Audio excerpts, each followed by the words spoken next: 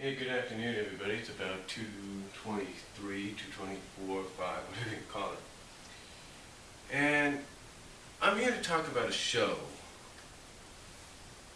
I guess you could say, I don't know if I did a cartoon flashback about this or not, but so, if I haven't, consider this a cartoon flashback. If I have an episode of a cartoon flashback, if I have, then I'm just here to talk about a show that, to me, really deserves to be distributed more often on DVD and really get a chance for a whole new generation to see. And of course, you can tell by the title, it's on the top above here, that the show I'm talking about is the Raccoons. The Raccoons, of course,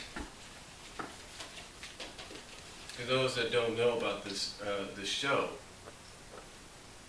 originated back in 1980. The first appearance on television was the 1980 Christmas special, The Christmas Raccoons, which was shown internationally, shown in Canada on CBC, and then shown here, if I remember correctly, on NBC here in the States. Now,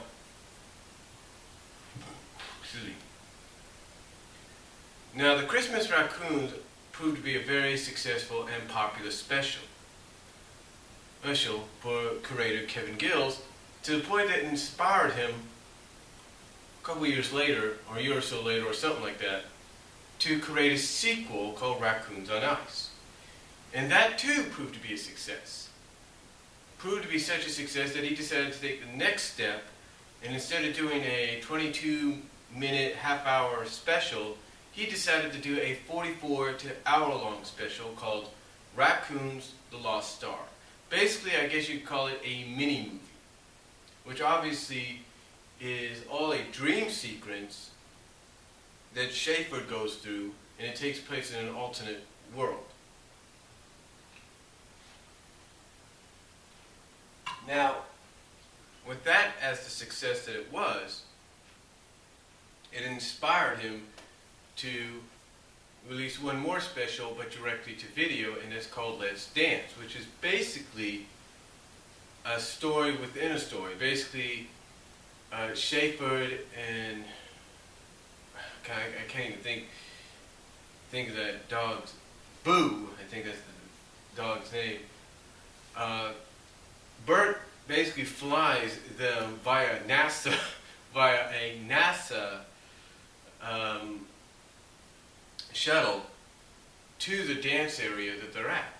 And basically what it is, the entire story is Cyril Sneer, because this was at a time when he was still portrayed as the bad guy, was trying to shut down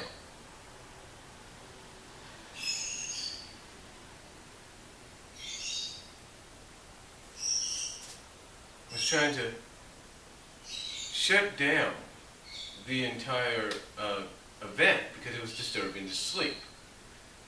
He wanted to shut it down. So that was one of the main subplots of it. But the main thing was the characters were dancing to songs and everything that were used in all the various specials before. The Christmas specials, the Christmas special on Ice special, Lost Star. That's what they were dancing to. It was basically a compilation thing where the characters were dancing to music videos set, kind of based off of what you had seen before. I mean, off the specials that came before. Excuse me for a second.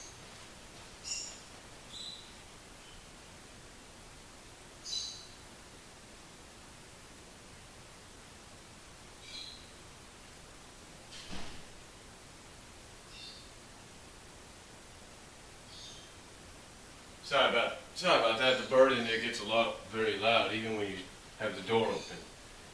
But anyway, like I said, they basically were dancing to various videos, I guess you could say music videos, based on songs from the other specials. So it was pretty cool.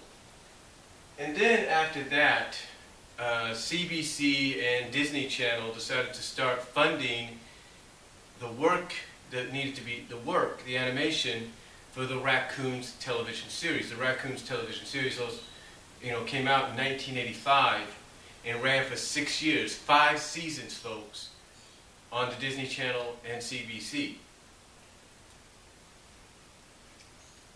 And it too, like the specials that came before it, proved to be a huge success.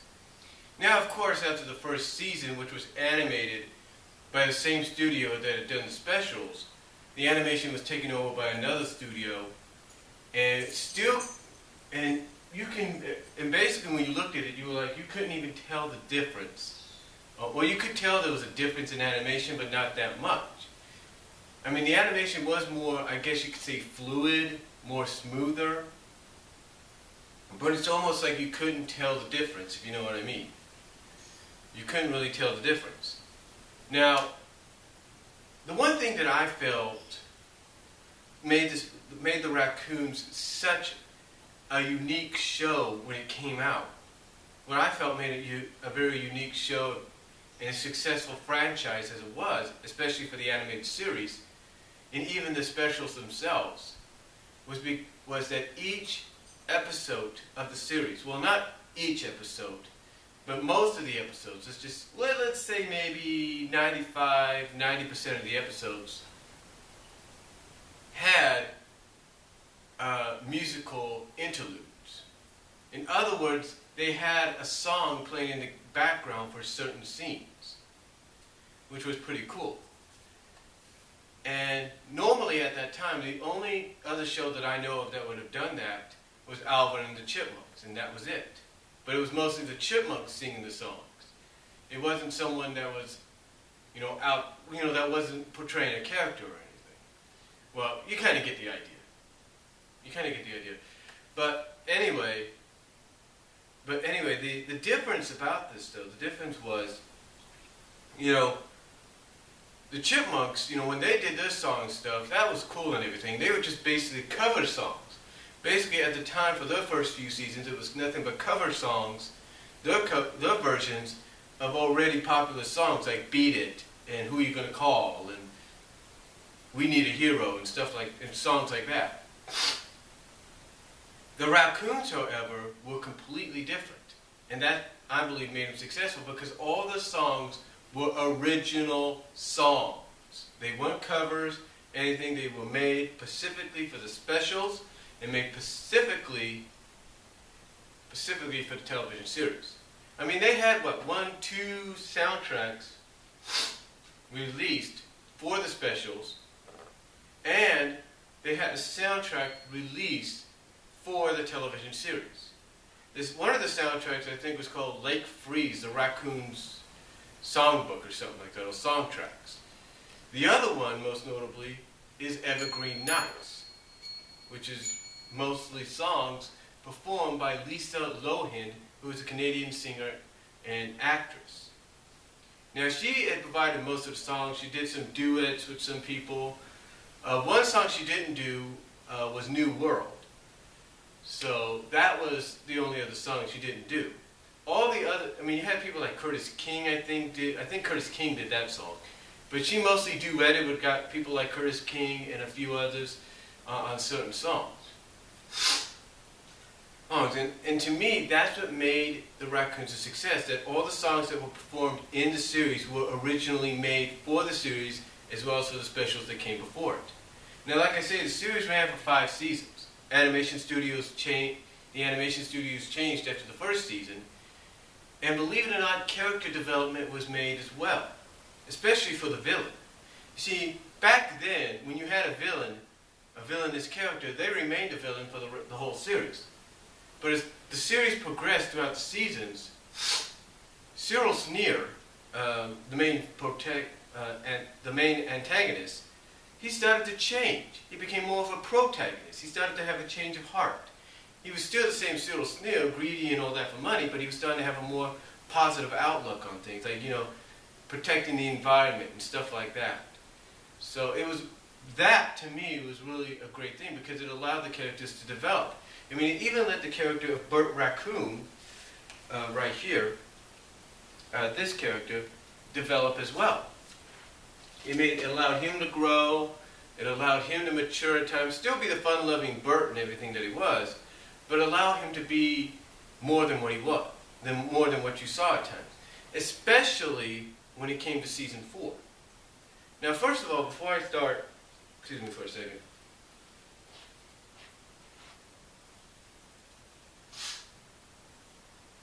Sorry about that. I had to check something there. But again,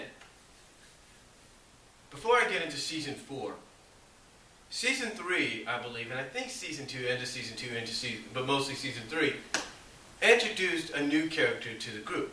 Now we know the main characters were Bert, Ralph, Melissa, Cedric, Schaefer, Boo, Sophia, and Cyril. We also had some new characters like Knox, Lady Bonbon, and a few others. We still had the pigs in there and everything. The bears were gone, apparently, but the pigs were still there. But here was the thing. Here was the thing, folks. Around the end of the second season, and mostly into the third season, we got introduced to a new character called Bentley. We found out that Bentley was the nephew of Ralph and Melissa. Now, apparently, he's the son, I think, of Ralph's brother. So it only made sense throughout the season that Bentley would, I guess in the writer's sense, would look up to Bert as a big brother. Look up to Bert as like the brother he never had, because Bert was always fun-loving. A cool guy to hang around. Just like I said, a cool guy to hang around. So I like how they progressed. They did character development there by allowing Bert to be like a big brother figure to Bentley at times. But I also like how they showed that Bentley, even though he was young, like I think maybe 8, 9 years old or something like that.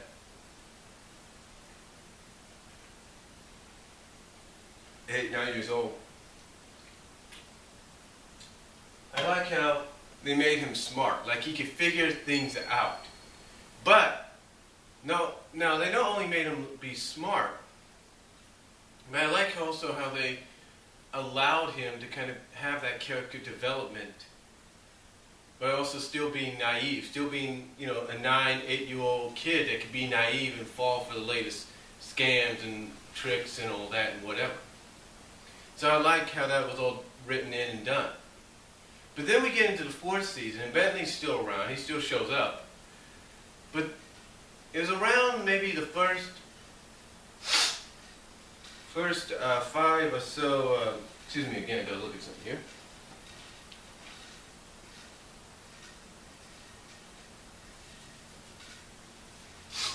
Alright, just checking that somebody was coming. But anyway, as we got into the 4th season, again, Bentley showed up every now and then for an episode. But it was around the first 5, I think into the first 5 or 6 episodes, we got introduced to his sister. That's right, we got introduced to his sister in the show. We got introduced basically to Ralph and Melissa's niece, statuesque niece, if you know what I mean, statuesque niece, named Lisa Raccoon. And, believe it or not, from what I understand, this character was actually created as a animation version, and I guess a bit of a thank you to Lisa Lohan, who did the singing for the series, as well as did the voice for her, I guess you could say her animated counterpart.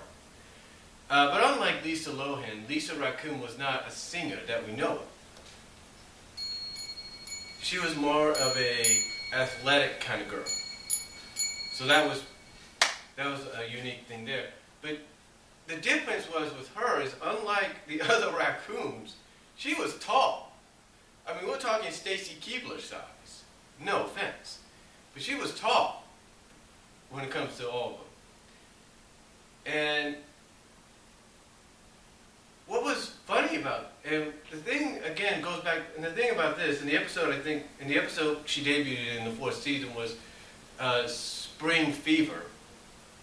Basically what happened is, Bert and Cedric's about to go on a camping thing, kind of a reunion deal for a scouting thing with his dad. Well, Bert wants to spend as much time with Bentley. Well, Bert wants all three of them, him, Cedric, and Bentley, who's coming for a visit, to spend as much time as they can before Cedric has to go. Well, unknown to Bert, Lisa's coming with Bentley. So when Bert first meets Lisa, and she says, well, she's the first one that says hi to him. And the first time he sees her, it's like, bam, Cupid's arrow just went, pew! And that there, to me, was great character development because it showed that Bert wasn't just about being fun-loving and all that, but also can start to develop, that feeling of, hey, maybe there's more to life than just having fun.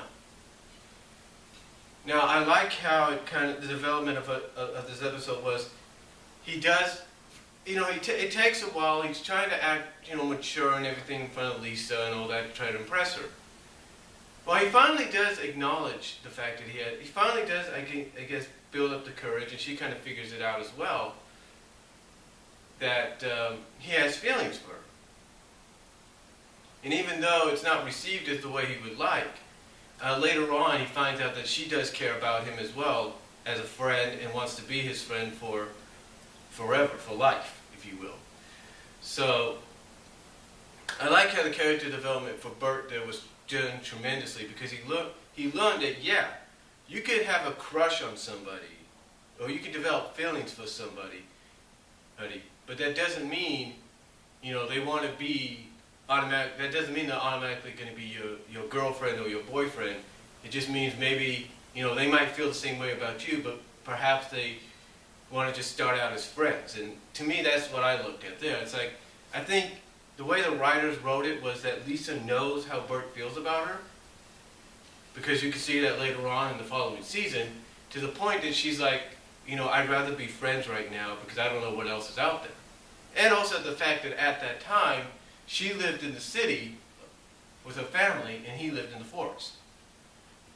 But again, that was great character development. And speaking of great character development in the episode, I like how Cyril Sneer decides, you know what? Screw whatever I'm going to have, whatever meeting I have, I'm going to go with my son, which ironically is the same place,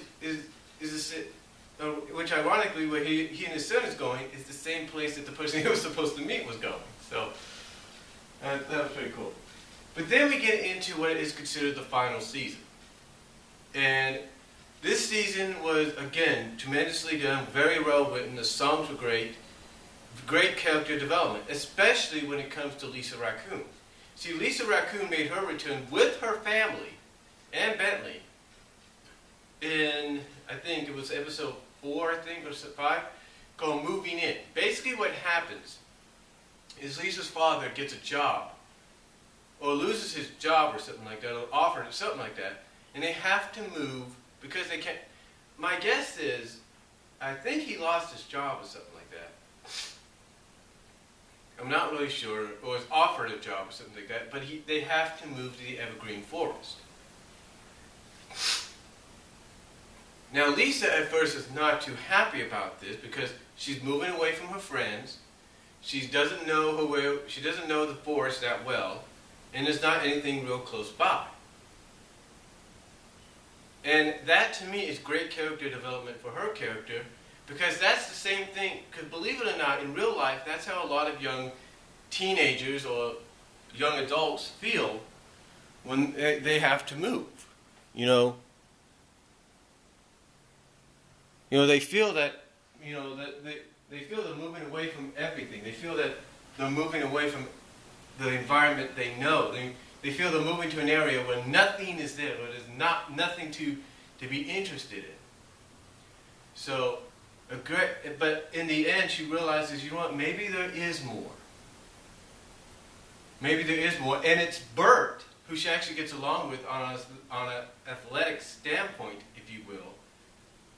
Because that's how they're friends. They both are very athletic. They like to play sports and everything. And Bert's the one that says, hey,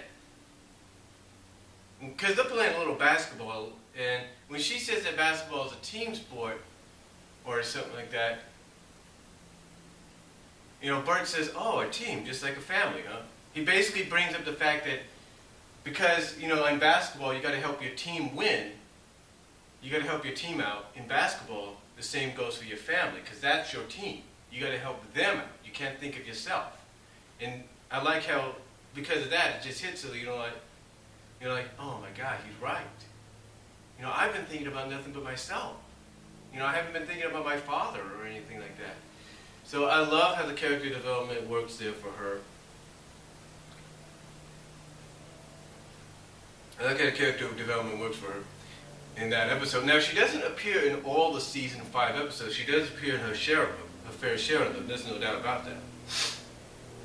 She makes a cameo in the one that got away, which is the second to last episode. She's in an episode 2 episodes later called Easy Money. Well, basically, she has to help her brother. Her brother is basically, like I said, goes back to the naive deal where he falls for a scam, and Bert and Cedric have to go help him and save him from his own naiveness. And then there's the episode which I really thought was very well done when it came to her character development, called Join the Club.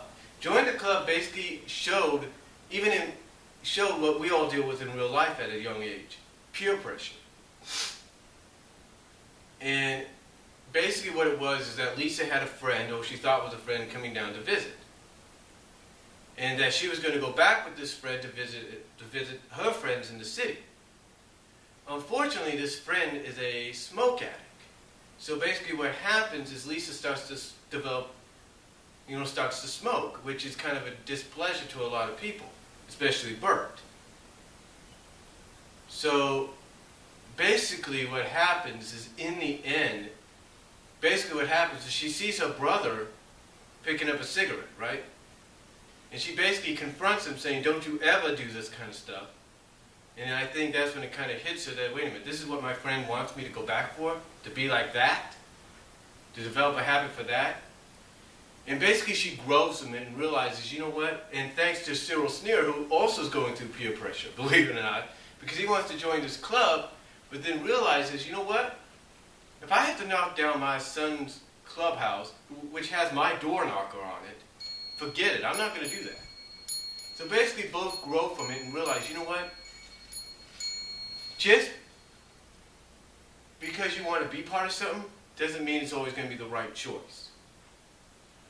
You can make your own decisions, which is pretty cool. And I like how also it establishes the fact that the clubhouse they have, Lisa's a part of that clubhouse. She can hang out there with the guys. Again, though, it was a great season, and then, like I said, the last episode, which called Go for the Gold, was a great episode there. It definitely showed the development of the friendship and maybe relationship of Bert and Lisa. There's this triathlon that's coming, there's this triathlon, if you will, coming to the forest, and Bert wants to be part of it. And if Lisa hears about it, she wants to be part of it. Let me check my time here. Okay. And, Lisa wants to be part of it. So basically what happens is the competitive spirits get the best of them. And almost like the friendship and possible relationship could break off until they realize the friend that they have, the best friend, and Cedric, whose father, Cyril, is kind of having health issues and can't really do much anymore, is in a bind because he might lose $1 million. So they realize, you know what? This is more than just us competing against each other. This is about helping him now. And they grow from that. They realize, they shouldn't be fighting with each other. They should be helping a friend. So, in the end, they find out basically the whole thing is nothing more than a scam for the promoter to just gain money. And in the end, though, Bert does beat the promoter's son, who seems to always cheat at these events. As well as, I guess you could say it ends on a cliffhanger, because Lisa's looking through the mail at the end. Cedric becomes partners with his dad and everything, but Lisa looks through the mail at the end, and she finds a package addressed to her. She opens it up, and it's the gold medal that Bert won, and he says, "Hey, this is yours, basically. You're the one that should be wearing this, not me." And then she says at the end, "Thank you, Bert, thank you." And it kind of hits you right there that Kevin Gills is leaving you on a cliffhanger. And it's a great way to end the series, but it kind of leaves you on a cliffhanger because it makes you realize, oh my God, did she just finally realize maybe Bert is more than just a friend? Because usually when you have episodes like this, even if the finales, it kind of puts in perspective of what could be. Excuse me, I'll be back with my second part in a second.